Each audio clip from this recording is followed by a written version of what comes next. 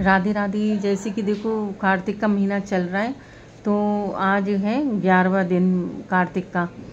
तो वैसे तो जो लोग कार्तिक नहाते हैं पूर्णमासी से शुरू कर लेते हैं, लेकिन 11वां अध्याय है जलंधर का विष्णु से युद्ध तथा वर की प्राप्ति। नारद जी बोले, इंद्रादि देवता उन दैत्यों को अपनी ओर आते हुए देख भयभीत हो विष्णु भगवान की स्तुति करने लगे। देवता बोले, कच्छ मच्छ कूर्म मत्स्य आदि रूप धारण कर भक्तों के दुखों को दूर करने वाला ब्रह्मा विष्णु शिवादि रूप में जगत का पालन एवं संहार करने वाले तथा गदा शंख पद्म और चक्र धारण करने वाले आपके लिए हमारा नमस्कार है। हे लक्ष्मीपति असुर निकंदन गरुण नायक पीताम्बरधारी यज्ञादिक क्रियाओं के भोक्ता, हे शरणागत वत्सल हम आपको बारंबार नमस्कार करते हैं। दैत्यों से संतापित मनुष्यों के दुखों का नाश करने के लिए वज्ररूप तथा शेषनाग की शैया पर शयन करने वाले सूर्य चंद्रमा यह दो नेत्रधारी आपको बार बार नमस्कार है।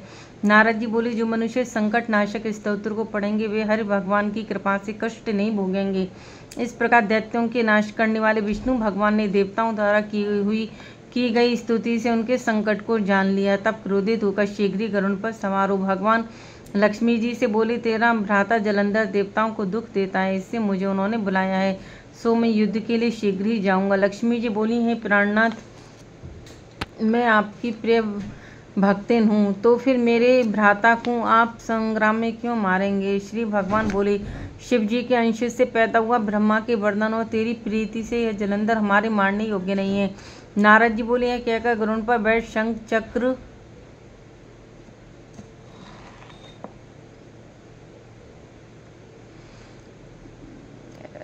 चक्र गदा और पद्म को धारण करने वाले विष्णु जहाँ देवता स्तुति कर रहे थे वहां पहुंचे।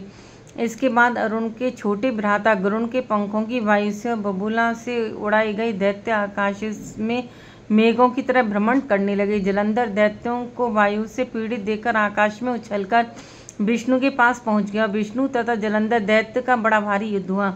बाणों से आकाश को भर दिया। विष्णु ने अपने बाणों से दैत्य के रथ के ध्वजा छत्र और घोड़ा काट के पृथ्वी पर गिरा दिया और एक बाण उसके हृदय में मारा। उससे संभलकर फिर उस दैत्य ने बहुत शीघ्र उछलकर गरुड़ के माथे में गदा मारकर उसको पृथ्वी पर गिरा दिया। विष्णु ने हंसकर अपने खड्ग से उसकी गदा काट दी। तब उसने विष्णु के हृदय में जोर से घूंसा मारा। फिर वे दोनों आपस में मल्ल युद्ध करने लगे। उनकी भुजा घूंसा और घोंटू की मार से पृथ्वी शब्दायमान हुई।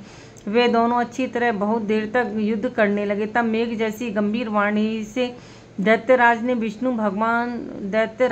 विष्णु भगवान बोले, मैं तेरे पराक्रम से बड़ा प्रसन्न हूँ, तू वर मांग, नहीं देने के योग्य वरदान भी मैं तुझको दूंगा। जलंधर बोला, हे विष्णु, जो आप मुझ पर प्रसन्न हो तो मेरी बहन लक्ष्मी और अपने गणों सहित मेरे घर में रहो। नारद जी बोले, बहुत अच्छा